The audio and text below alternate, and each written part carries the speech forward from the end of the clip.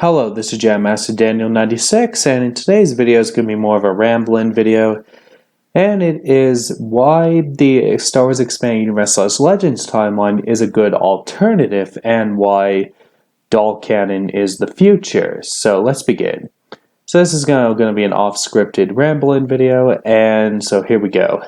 So, with the whole controversy about the sequel trilogy being remade, which is false, and if you're disappointed in the sequels, I'd say definitely they are missing out on an alternative, which is the Star Wars Expanded Universe / Legends timeline, where they can look at all the stories set after Return of the Jedi, and then they can even look at the other eras as well. And so, if you're disappointed with the sequels, go give the Expanded Universe a shot, because, you can look at an alternative. I mean, that's one thing with this whole sequel trilogy controversy is they don't look at an alternative with the expanded universe, because the sequel trilogy isn't being remade. It is what it is, if you like it or not. So that will be, with the new canon. And if they decanonize the sequels, you could say it's sort of a follow-up to the whole sequel trilogy remade rumors I did a while back, like not long ago. So it's sort of, this video is sort of a follow-up.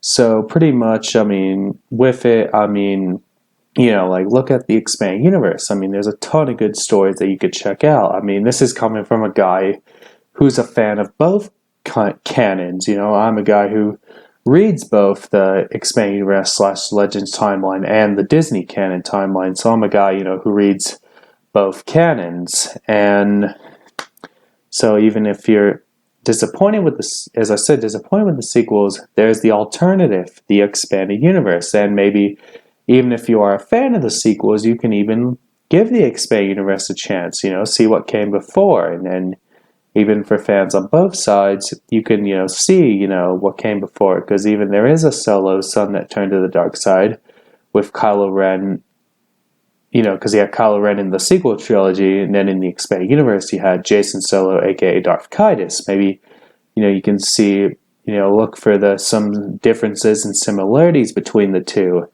And even, you can even read the Dark Empire comics, which is the original story of how Palpatine came back as a clone, which, even in the Rise of Skywalker novelization, they confirmed Palpatine was a clone in the Rise of Skywalker, so you can also see what came before there. And then this is even I'm even recommending it to both people who like the sequels and not like the sequels.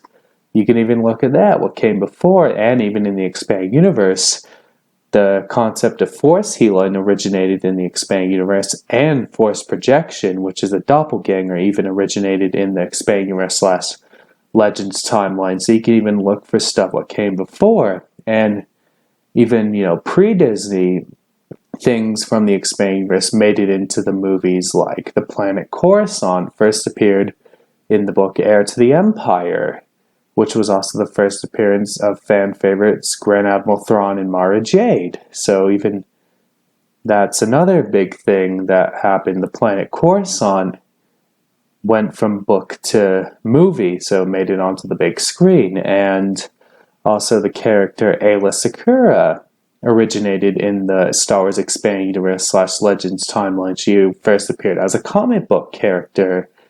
And even, Asajj Ventress, appears in the 2008 Clone Wars, even was in the 2003 Clone Wars, and in the Clone Wars multimedia project as well.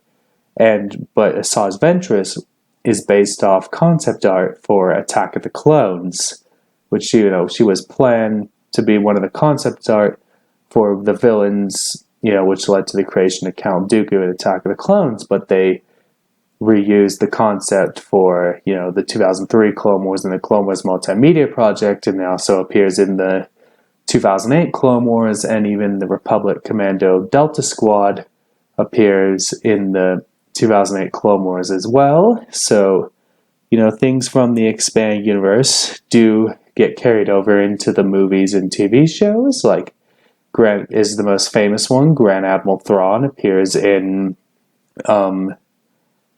first appeared in the books in the in the old canon and gets carried over into the new canon in Rebels, and then same with Rook as well. And then even in the fourth season, they recanonized Captain Pelion, and that's that as well. And even The Mandalorian recanonized the Shock Trooper from The Force Unleashed, which even when you watch the Disney Gallery thing, which the red and white stormtrooper, as they say, was from The Force Unleashed, and which was in the season 1 finale. So, you know, they do bring in stuff from the expanding universe into the new stuff. So that's that. And also, you know, shows how the EU still matters to people. And also, I think, you know, they should continue it as an alternate timeline one day, you know, as I did talk about in the past. They should continue Legends as an alternate universe alongside the new canon, and could have all the cliffhangers resolved, like the Sword of the Jedi trilogy, and Troy Denning even had a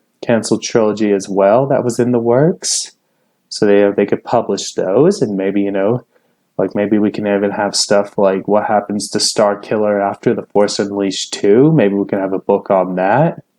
You know, there's all different kind of possibilities, and even like an Imperial Commando sequel we can even get as well. So there's a lot of good, you know, stuff that we can have. And then, as I said, with Sword of the Jedi and the Troy Denning trilogy, they can even bridge more of the gap between Crucible and Legacy, and even resolve what happens after the 1850 issue of Legacy 2. So they could do stuff like that. And also, you know, why dual canon is the future is, you know, we can have get the Legends timeline continued, and with the dual canon community, we can all come together and enjoy aspects of Star Wars, you know, whether we like the prequels, the originals, the sequels, the standalone movies, the expanded universe, the new canon, the TV shows, etc.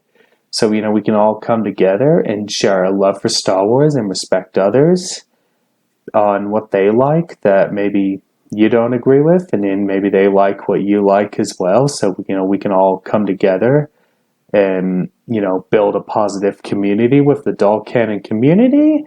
And that's pretty much all I gotta say in this video. Don't forget to like this video, subscribe to the channel, comment what you think down below, and I'll catch you guys in another video. And don't forget to share this video to spread the word about the channel, and even let's get to that 300 subscriber milestone. So catch you guys later. Bye.